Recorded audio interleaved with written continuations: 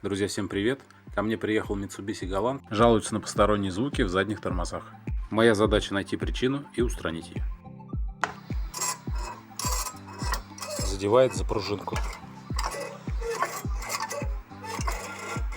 Ступицу. Поэтому звук такой.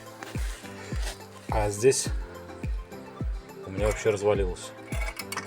Это по правой стороне, левую еще не разобрал. Ржавчина везде присутствует. То есть это все я от песка строю. Поменял 2 солдатика и 1 чашку. Вот, все собрал. Теперь кручу, и ничего не задевает. По второй стороне ничего не развалилось. Здесь, если и был звук, то он был от ржавчины, которая здесь скопилась.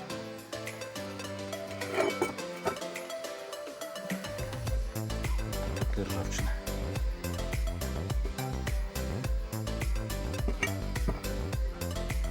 Отправляю в песочку, скобы, места, где ходят колодки, и места, где ходят направляющие. Все отпесочу. Сами направляющие. Одну направляющую не смог снять. Она осталась на суппорте, но состояние у нее хорошее. Сейчас сделаю, покажу.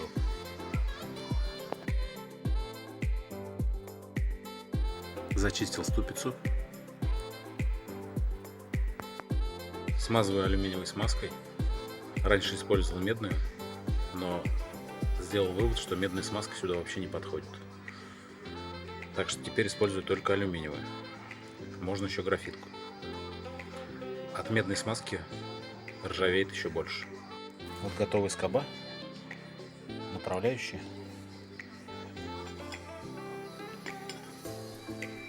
Все там как новое. Вот места, где ходят колодки, все вычищено. Смазываю специальной